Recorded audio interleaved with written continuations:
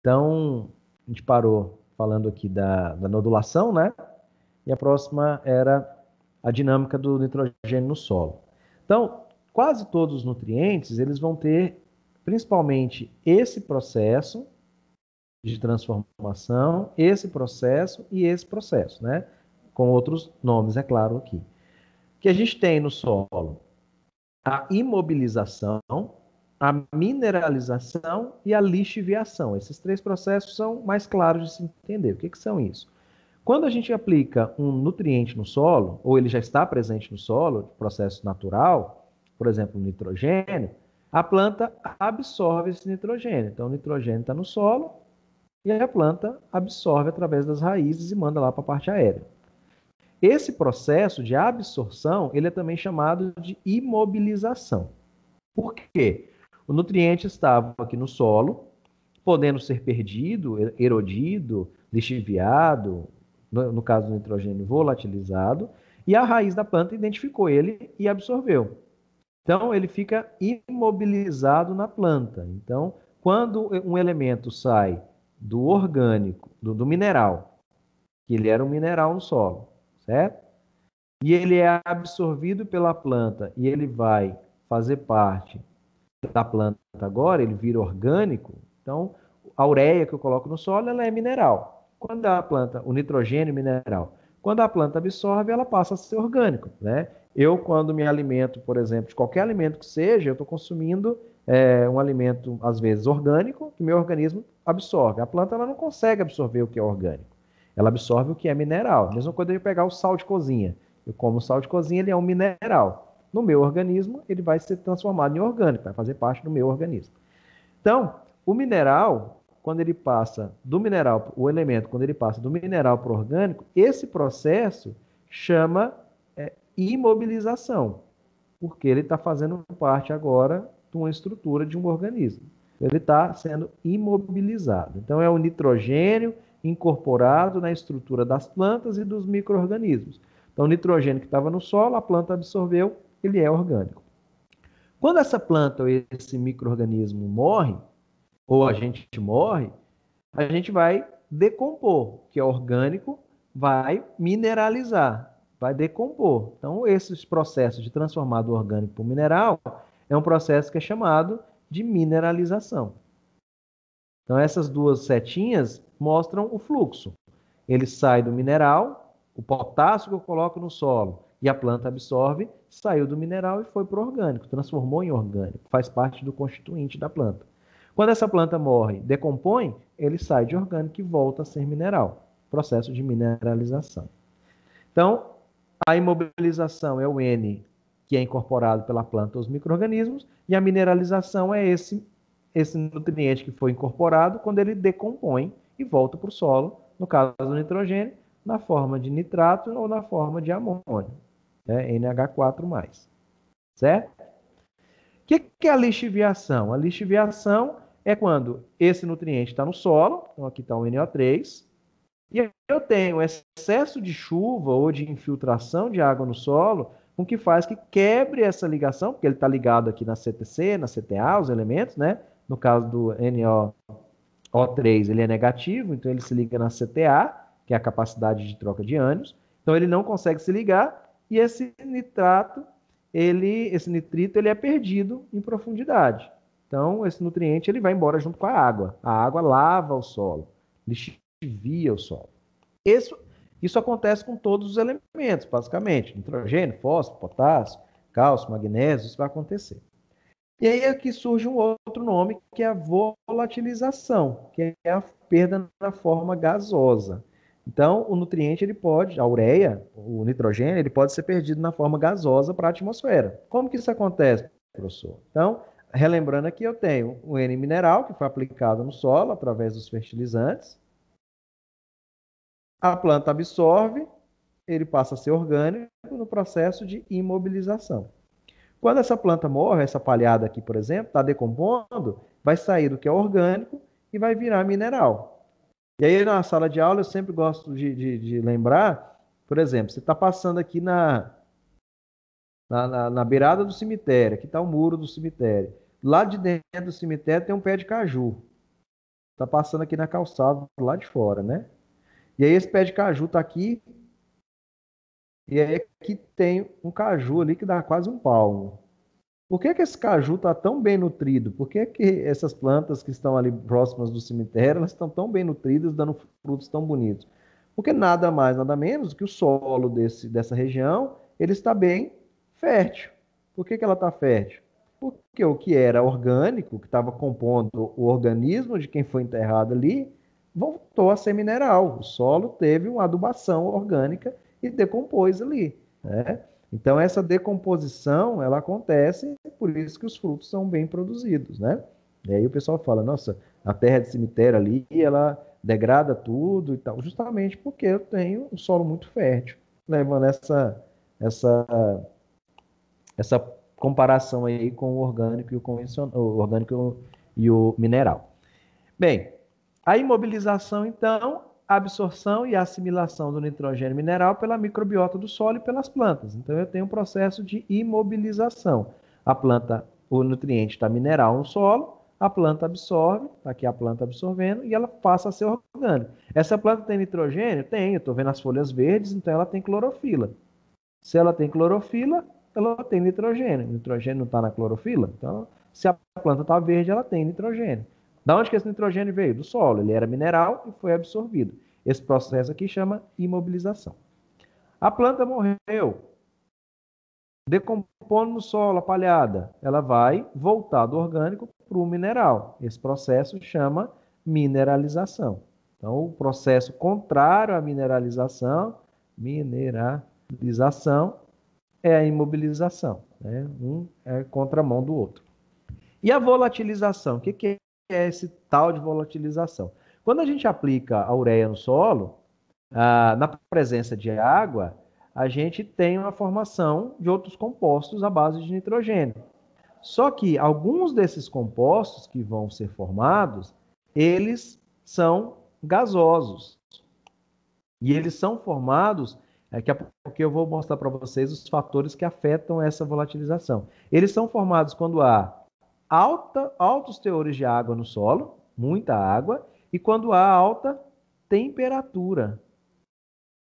Então, evitar os momentos de alta temperatura e solos encharcados não vão favorecer a volatilização. A volatilização apliquei lá 200 kg de ureia. Dependendo do horário e dependendo da temperatura e do teor de umidade no solo, pode ser que desses 200, 50 quilos vão embora através da volatilização, né? Nem tem acento mais ureia depois da reforma ortográfica. Então, o nutriente ele pode ser perdido na forma de gás. Eu apliquei a ureia vai dissolver e já transformar em gás e vai ser perdido.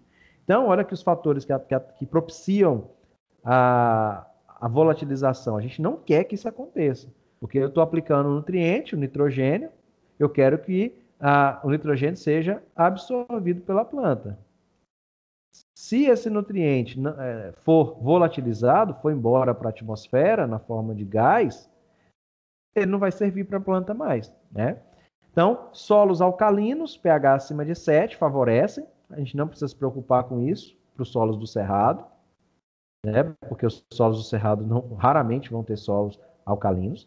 Mas a gente tem isso daqui, um problema. Temperatura elevada favorece a volatilização, baixa capacidade de retenção de amônia no solo, baixa CTC. Então, os solos do cerrado, além de alta temperatura, a gente tem baixa CTC. Altas doses de ureia. O que eu posso evitar essa aplicação de altas doses? Parcelando. Tem vários trabalhos na literatura indicando o parcelamento da ureia. Então, ao invés de eu aplicar 200 kg de ureia aos 30 dias após a semeadura, por que não eu aplicar 100 kg aos 25 dias após a semeadura e outros 100 kg aos 45 dias após a semeadura? Apliquei os mesmos 200, mas a eficiência vai ser maior. Por que a eficiência vai ser maior? Porque a planta não vai conseguir absorver 200 quilos de uma vez. Se eu conseguir aplicar parcelado, às vezes é melhor. Ah, mas aí o produtor vai ter o custo maior de passar duas vezes com a produção, com a máquina aplicando, ou aplicação manual, né? Mas eu consigo ter outras formas. Eu posso, por exemplo, fazer adubação, fertirrigação. Eu posso fazer outras práticas. A gente vai ver isso quando a gente for falar de adubação mais na frente. A presença de cobertura vegetal também propicia a volatilização, e aí aqui é uma palhada sobre o solo. Então, no plantio direto, normalmente, eu tenho mais volatilização, justamente porque eu não tenho contato direto da ureia com o solo, vai ser aplicado sobre a palhada. E o solo é compactado com acúmulo de água. Então, o excesso de umidade no solo também é problemático. O excesso, né? Tudo em excesso é problema. Então, dias muito quentes, evitar a aplicação. Umidade em excesso no solo, também evitar a aplicação da ureia. Lógico que eu preciso ter água para esse nutriente dissolver, mas excesso vai dissolver tudo de uma vez e ele vai volatilizar, porque esse nutriente não vai ter lugar para ele ficar seguro no solo. E aí ele vai ser perdido por volatilização. Então, olha aqui o que acontece. Perdas de nitrogênio no cultivo. Então, a maior parte das perdas é logo após a aplicação. Então, aqui, ó, esse gráfico, aqui é o momento da aplicação e aqui o tempo foi passando, né? Então, a maior parte é perdida logo após a aplicação. Se eu parcelo, em vez de eu aplicar essa quantidade aqui, sei lá, aplicou aqui 200 quilos. Se eu tivesse aplicado 100 quilos, eu ia ter uma perda. Depois eu ia aplicar outros 100 quilos, eu ia ter outra perda. Eu não ia ter uma perda tão significativa assim, né? Às vezes a segunda perda poderia ser até menor, justamente porque eu teria espaço para a planta absorver, né? Então, o parcelamento é uma ideia interessante para a aplicação de nitrogênio, e a gente já vê isso muito na literatura, a gente vai falar disso nas aulas de adubação. Aqui é um trabalho do pesquisador da Embrapa Cerrados, um dos autores desse livro de adubação que a gente vai utilizar. Ele mostra que, de acordo quanto mais matéria orgânica eu tenho no solo, maior vai ser a minha mineralização, né? Então, por exemplo, no início do plantio direto, aqui está com 1 ano de plantio direto, 2 anos, 3 anos, né? No início do plantio direto, a palhada que a gente coloca, ela não tem palhada suficiente para fazer a mineralização. Imagina aqui um plantio direto com pouca palhada. Ou seja, a planta vai absorver mais nutriente do que a palhada é capaz de devolver para o solo. Compreendeu? Por isso que a imobilização, a planta absorvendo esse nutriente, é maior que a mineralização. Com o passar do tempo, eu vou ter uma palhada mais robusta. Com uma palhada mais robusta, eu tenho uma maior mineralização do que uma imobilização, porque a palhada está devolvendo para o solo nutriente. Então, ele fala que a estabilidade chega perto dos 8 anos, quando a quantidade de nutriente retirado é parecido com a quantidade de nutriente colocado pelo processo de decomposição. Mas é lógico que a gente não pode ficar refém apenas da palhada, né? Dependendo da região, aqui em Goiás, por exemplo, no solo do Cerrado, a gente tem uma alta mineralização, decompõe muito rápido, né? Então, a palhada desse ano, ela decompõe com 3, 4 meses. Ano que vem no plantio eu já não tenho palhada, porque a gente falou isso na aula passada, por causa da temperatura e umidade aqui. A gente tem uma temperatura muito alta o ano inteiro e uma umidade concentrada em 5 meses. Então, não tem uma formação de palhada. Então, a planta absorve no solo através do amônio, NH4+, e através do nitrato, NO3-. Então, essa aqui é a forma que a gente aplica o nitrogênio do solo, né? Como eu falei para vocês, a medida direta do teor de nitrogênio no solo, ela é difícil e não representativa, porque às vezes o teor de nitrogênio hoje, no dia 1º de outubro, se eu fizesse a análise de solo, ia dar 2%. Só que por conta de todos esses processos, lixiviação, volatilização, imobilização e mineralização, pode ser que amanhã já esteja em 2,5%. Pode ser que depois de amanhã esteja em 1%, porque é um nutriente muito rápido, ele movimenta muito rápido no solo, ele tem um ciclo muito rápido. Então a gente não leva em consideração, por isso que sempre a gente vai usar tabelas de adubação fixas, com doses fixas de adubação, né? Alguns autores dizem que o teor de matéria orgânica no solo pode indicar um teor de nitrogênio. Como? Pega o teor de matéria orgânica e divide por 20. Então, se eu tenho lá 20 gramas por quilo de matéria orgânica do solo, se eu dividir isso por 20, eu vou ter 1 grama por quilo de nitrogênio. Se eu tiver 50 gramas por quilo de matéria orgânica, dividir isso por 20, eu vou ter 2,5 gramas de nitrogênio. Só que esses dados não levam a gente a lugar nenhum, porque a maioria das tabelas de adubação não levam isso em consideração. Então, não precisa se preocupar com os teores no solo, porque eles variam muito. Então, a gente vai usar as tabelas. De modo geral, o nitrogênio na planta pode corresponder entre 1 e 4% do teor nas plantas, né? Vai depender da planta. E aí a gente vê as funções, né? Clorofila, aminoácidos, proteínas e fotossíntese, justamente por conta da clorofila, né? E ele tem grande mobilidade, ele é móvel, a gente já falou isso agora há pouco. Então, a gente revê aqui no finalzinho que é um nutriente com uma função importante e uma mobilidade. Sintomas de deficiência, a gente já falou lá atrás.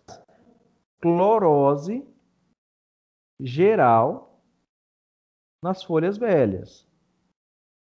Deixei um vídeo lá também no objeto de aprendizagem para vocês falando disso. Então, clorose das folhas mais velhas, que é a mesma coisa de cor amarelada. Então, se não tem clorofila, a ausência de clorofila, a gente chama de clorose, né? É igual a clorose.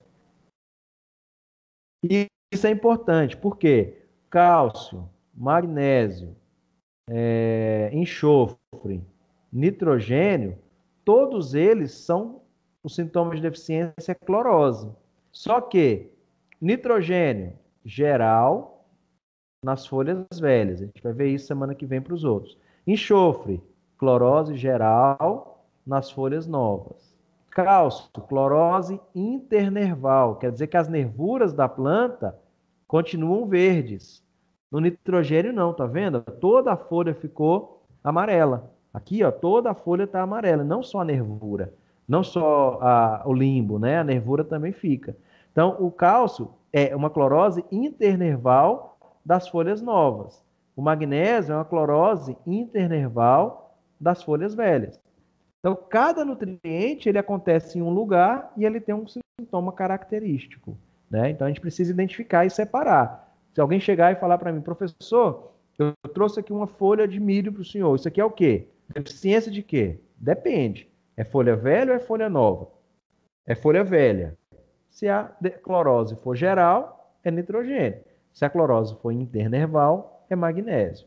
Se a folha for nova, se a clorose for internerval, é cálcio. Se a clorose for geral, é enxofre. Então, cada um tem um sintoma e acontece em alguma região. Essa mobilidade que a gente fala, a mobilidade, se ela se movimenta ou não, alguns autores também chamam de gradiente. Então, o nutriente ele pode ser chamado, essa movimentação dele na planta, gradiente. Então, o gradiente é de baixo para cima, outros é de cima para baixo. Então, se faltar o nitrogênio, vai faltar primeiro nas folhas velhas, então ele é de baixo para cima. Para as imóveis, é de cima para baixo. Olha aqui, ó. Então, aqui tem as folhas novas. As folhas novas lá em cima estão mais verdes. As folhas velhas, mais embaixo, elas estão amareladas. Essa foto não está tão boa a qualidade. Então, aqui eu tenho uma folha sadia, né, do ponto de vista nutricional, com nitrogênio, e aqui eu tenho uma planta sem nitrogênio, uma folha sem nitrogênio, clorose geral da folha velha. Aqui em tomate, clorose geral, tá vendo que até as nervuras elas estão amareladas? Se fosse cálcio aqui, a gente ia ver só essa parte aqui, ou magnésio, só essa parte aqui que estaria verde, amarela. As nervuras estariam bem verdes, né? Não é o caso. Nitrogênio, repito, clorose geral. Aqui uma folha de limão em diferentes estágios, né? Aqui eu tenho uma planta com alta deficiência de nitrogênio, faltou muito nitrogênio. aqui também faltou nitrogênio, aqui também faltou, aqui já faltou menos, tá vendo? Faltou nitrogênio, mas está ainda nos sintomas iniciais. Dependendo da adubação, eu ainda consigo corrigir essa deficiência. A planta absorve e aí faz clorofila nova e tampa esses sintomas. Aqui já não tem jeito. Aqui a planta vai entrar em senescência, essa folha vai cair, provavelmente. Aqui uma planta que tem nitrogênio, foi aplicado nitrogênio na quantidade adequada. Olha aqui um sintoma de falta de nitrogênio na espiga do milho, né? Então, adubado e produtivo, as espigas pesam bem, a extremidade pode ou não estar completamente ocupada, as extremidades. Aqui faltou nitrogênio. Então, ele é essencial em todo o período de crescimento. Se a planta esgotar o nitrogênio, as espigas ficam pequenas, baixo teor de proteínas, e os grãos das extremidades das espigas não enchem, né? Então, a gente tem uma produtividade menor de grãos e uma qualidade menor desses grãos também, né? Então, é importante ver que não é só produtividade. Isso a gente viu lá no início da disciplina, produtividade. Além de produtividade, a gente tem que pensar na qualidade. E aí a qualidade é dada em termos, por exemplo, de proteínas, de lipídios, no caso da soja, né? Então, tudo isso deve ser levado em consideração. A adubação, ela precisa, ou precisaria, melhorar a qualidade biológica. Deveria ser superior à produtividade. A produtividade deveria vir em segundo plano. Mas, ainda, na maioria das vezes, o produtor ele é pago pela produtividade e não pela qualidade. A qualidade não remunera tão bem quanto a produtividade. É a pergunta, né? Por que acontece o amarelecimento das folhas? Porque ficou claro, né? A clorofila, C55, H72, O5, nitrogênio 4, magnésio 1. Tem nitrogênio. Se não tem esse nitrogênio, forma qualquer outra molécula. Se não tiver nitrogênio ou magnésio, vai formar C6H12O6, vai formar outra coisa. Glicose, vai formar sacarose. Isso se tiver para fazer fotossíntese, né? Mas não forma clorofila, a planta fica amarelada. Os exemplos que eu mostrei, que eu falei para vocês agora há pouco, de excesso de nitrogênio, né? A lei do máximo aqui, né? Por que a lei do máximo aqui ela se aplica? Porque eu posso ter um excesso de nitrogênio e causar problema. Por exemplo, com muito nitrogênio, eu posso ter um alto crescimento vegetativo. Então, a planta, adubação normal de nitrogênio, eu estaria aqui, né? O excesso de nitrogênio, a planta cresceu demais, raizou demais, cresceu demais, e ela estiolou e não produziu nada. Ó, cereais como arroz, trigo e aveia, pode acontecer um maior acamamento, porque a estrutura da planta não está preparada para segurar esse peso. Então a planta começa a tombar. E aí isso prejudica depois a colheita, porque a planta tombou. Então imagina uma colheitadeira de arroz ou de trigo que ela foi adaptada para colher as plantas de pé e essa planta tombou, porque faltou o excesso de nitrogênio. A planta ela produziu folha demais e a planta não tem estrutura física para segurar essas folhas. Então ela tomba, né? Em algodão, a planta de algodão, quando ela produz muita folha, dá uma formação de microclima. E que é esse microclima? Lá embaixo da planta há uma formação de microclima. Não entra o sol, não tem raios solares diretos. Então tem uma umidade em excesso. Essa umidade em excesso acaba causando um apodrecimento das maçãs baixeiras do algodão. Os frutos, né, que vão dar origem, os capulhos, que vão dar origem ao algodão, eles apodrecem, diminuindo a produtividade. Poxa, professor, adubei com nitrogênio pensando que ia produzir mais e eu tive foi prejuízo. As plantas estavam lindas, altas, grandes e tal, mas não produzi nada. Por quê? Porque as maçãs baixeiras, elas apodreceram por conta de excesso de folha, né? Em café, excesso de folhagem e pouco fruto. Fisiologicamente, a planta entende que ela tem nitrogênio em excesso, ela vai fazer folha. Ela não precisa reproduzir, porque ela está em condições ideais. Então ela usa a energia dela para produzir mais folha e evita a produção de frutos de fase reprodutiva. Da mesma forma, a cana-de-açúcar, menor teor de açúcar. Os compostos com carbono, C6, H12 e O6. Ao invés dela utilizar isso para produzir sacarose, carbono, hidrogênio e oxigênio para produzir sacarose, ela usa o carbono, hidrogênio e oxigênio para produzir clorofila, C55, H72, O5, N4, magnésio 1. Não é o mesmo carbono, hidrogênio e oxigênio que ia fazer, veio para cá agora. Ela fez muita folha, não sobrou carbono, hidrogênio e oxigênio para fazer açúcar. E aí essa planta produziu demais, 130 toneladas de cana. Mas no final, produziu menos açúcar do que uma outra cana que produziu 100 toneladas.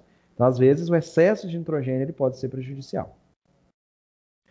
Para finalizar, as fontes, né? Eu falei para vocês que a última, lá naquele tabela, eu procurei aqui, não encontrei. Eu vou encontrar e posto para vocês no Ava.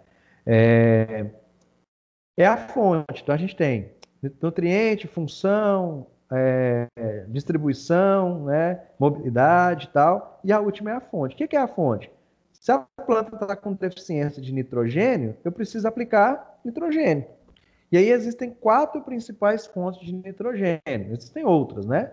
As principais, ureia, tem 45, pode variar de 44% a 46% de nitrogênio, dependendo da empresa. De maneira geral, a gente considera 45%. O nitrato de amônio com 33%. Sulfato de amônio com 20% e o cloreto de amônio com 25%. Por que isso aqui é importante?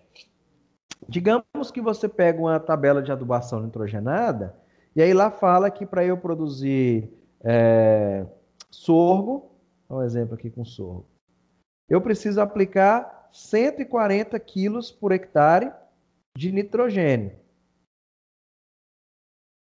Vocês concordam comigo que eu aplicaria 140 quilos de nitrogênio se eu tivesse uma fonte 100% de nitrogênio, mas eu não tenho.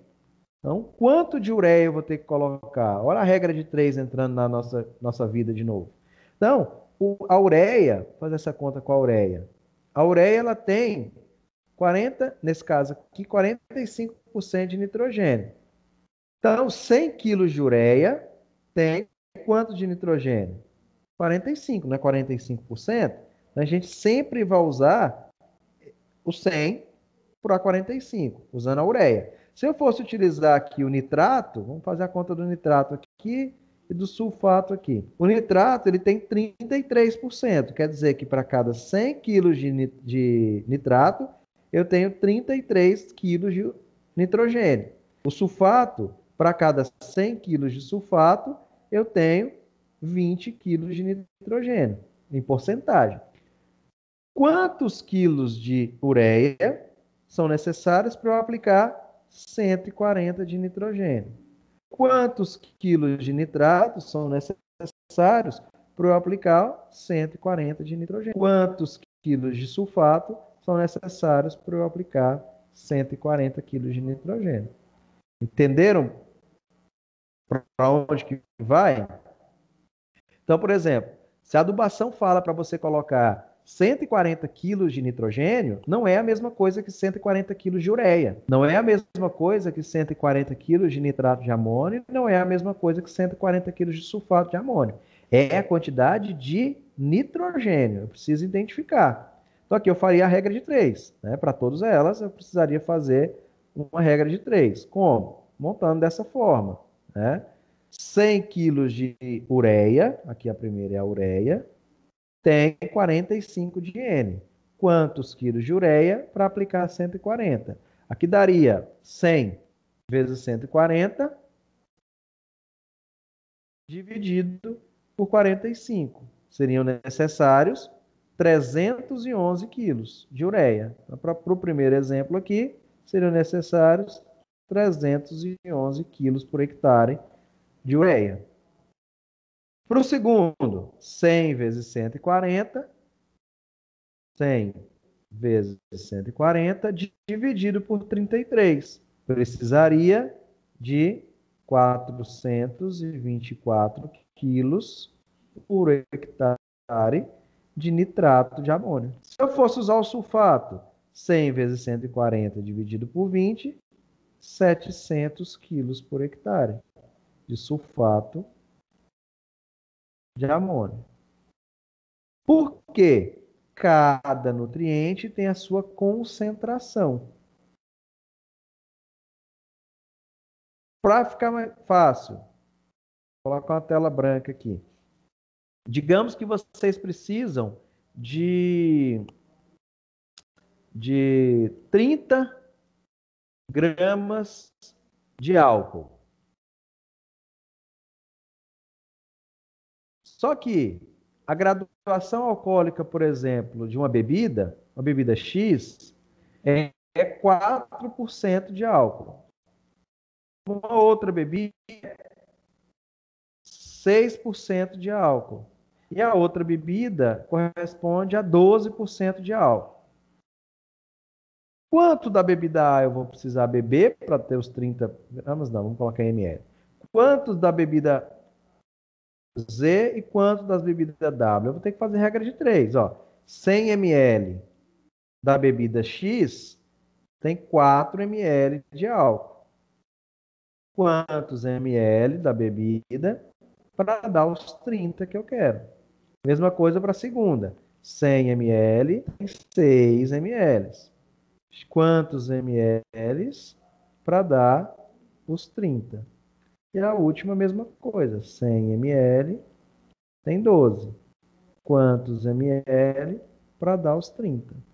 Então, digamos que aqui, sei lá, uma cerveja, aqui uma outra bebida qualquer, colocar aqui 12%, 6%, a cerveja A, cerveja B e aqui a cerveja C. Então, qual das três cervejas, quanto das três cervejas eu ia beber para ter a mesma quantidade de álcool, né? Se eu fizer essa conta aqui, na bebida A, mesma ideia. Na bebida A eu teria 100 vezes 30 dividido por 4. Eu precisaria beber, para ingerir 300 ml de álcool, 30 ml de álcool, 750 ml da cerveja A. 100 vezes 30 dividido por 4. Da cerveja B, eu precisaria, dividido por 6, 500 ml, porque ela é um pouco mais concentrada.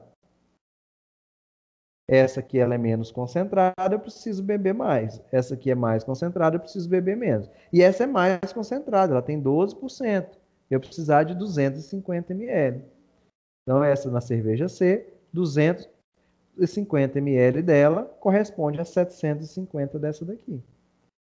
Mesma coisa da nossa adubação. Se eu vou fazer uma aplicação de nitrogênio, falando bastante disso daqui, porque a atividade a prática laboratorial é uma conta dessa daqui. Se eu olhei lá no livro do Cerrado, que é esse livro aqui, sumiu, esse livro aqui, esse livro do Cerrado, e eu tenho lá recomendação de adubação para... Vou pegar uma cultura diferente aqui. Cana de açúcar, não. Cevada. Falando de cerveja, vamos pegar cevada. A recomendação de adubação para cevada é 20 quilos por hectare. Aqui, ó. Adubação de semeadura, por enquanto. Depois a gente fala, nas próximas aulas, a gente fala de adubação de cobertura. É livro. Então tá aqui, ó. Adubação de semeadura para a cultura da cevada. Então tá aqui embaixo falando que é 20 quilos por hectare a aplicação. Aqui, ó. 20 quilos por hectare. Então, se eu preciso aplicar 20 quilos, qual fonte eu vou utilizar? Depende de quê? Qual eu tenho disponível na região para comprar? Qual que é a disponibilidade? Eu tenho ureia? Tem. Ureia. Eu tenho sulfato de amônio? Tem. Eu tenho nitrato de amônio? Também tem.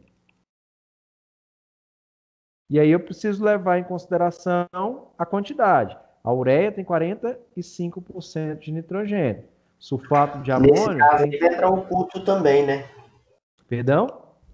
Nesse caso, entra o custo, Isso, vou chegar lá. Né? sanitário.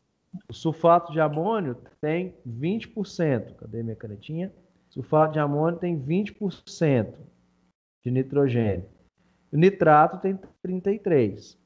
Digamos aqui, Vitor, vamos colocar essa conta aí sua também. A tonelada, né? Tonelada custa de ureia, custa, vamos colocar aqui, R$ 800. Sulfato de amônio custa 450 e o nitrato de amônio custa 600. Quanto de ureia eu vou precisar? Então vamos lá, ureia, 100 quilos de ureia, tem quanto? 45. Quantos quilos de ureia para fornecer 20 de nitrogênio, que é o que a planta precisa, né? Então, se eu fizer essa conta aqui, essa regra de 3, eu vou ter 100 vezes 20, dá 2.000, dividido por 45. 44 quilos. Aqui não, uma quantidade bem baixa, né? Então aqui ia precisar de 44 quilos de ureia. Beleza, ureia está aqui calculado. Vamos calcular agora o sulfato de amônio. Sulfato de amônio, 100 quilos de sulfato de amônio tem 20%, 20 quilos de nitrogênio. Quantos quilos de sulfato de amônio para dar os 20 que eu preciso? Essa conta é a mais fácil do mundo, né? 100 vezes 20 dividido por 20 dá 20, né? Então seria necessário 20 quilos de sulfato. E o nitrato? O nitrato tem 33.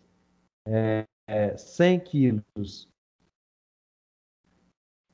de nitrato tem 33 de nitrogênio. Quantos de nitrato para dar os 20? Então, 100 vezes 20 dividido por 33, 60 quilos. Então, aqui está errada a conta, hein? Aqui dá 100, né, Rodrigo? 100 vezes 20 dividido por 20 dá 100. Então, quanto mais concentrado, a ureia é mais concentrada, eu uso menos. Quanto menos concentrado, eu uso mais. Então, 44, 100 e 60. Vamos calcular os custos, né? Além disso, eu preciso saber o custo. Uma tonelada de ureia, 1.000 quilos de ureia, 1.000 quilos de ureia, custa R$ 800. Quanto vai custar? 44 quilos. Então, vou calcular. Vai ser 44 vezes 800, dividido por 1.000. Então, se eu fosse usar a ureia, um exemplo aqui, ia dar R$ 35,20. Vamos calcular o sulfato de 1.000 quilos de sulfato de amônio custa 450. Quantos quilos de sulfato de amônio? 100 quilos de sulfato de amônio custa X. Essa conta também é mais fácil. 1.000 é 450, 100 vai ser R$ 45. Gasta mais e o preço também ficou mais caro. Vamos ver a última. 1.000 quilos de nitrato custa 600. 60 quilos custa X. Se eu pegar 600 vezes 60 dividido por 1.000, deu 36. Então, nesse caso aqui, qual que foi mais rentável? A ureia, além de eu aplicar menos, ele tem um custo mais barato. Nesse caso aqui, com valores hipotéticos que a gente jogou aqui, né? Não olhei para ver a cotação da ureia hoje no dia, por exemplos quaisquer. Então, além da concentração do nutriente, a gente precisa saber também o custo de aplicação.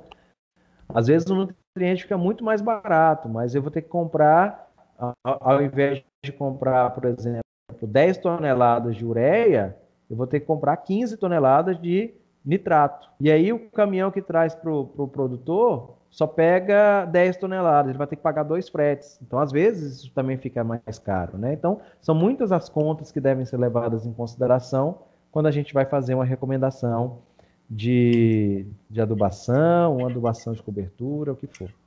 E o mesmo equipamento que faz a distribuição da ureia faz o dos outros também?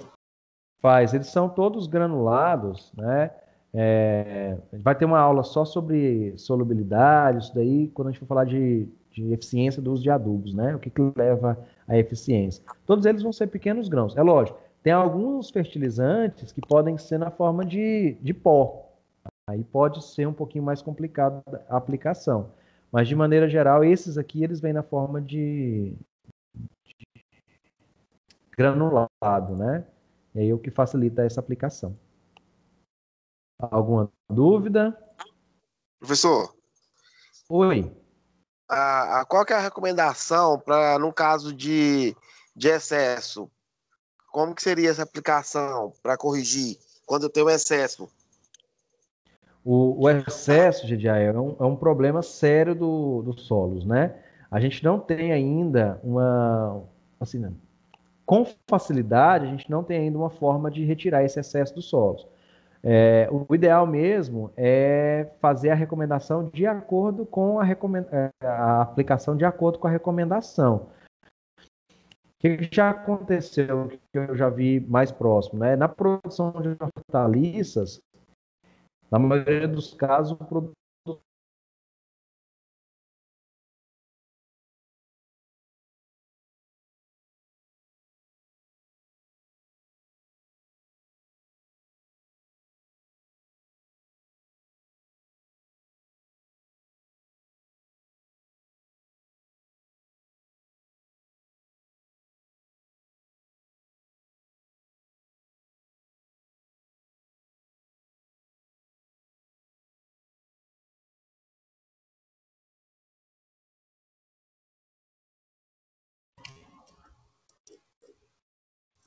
Só o meu que caiu? O meu caiu também.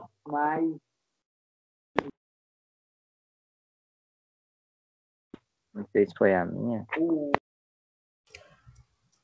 A minha também caiu, David.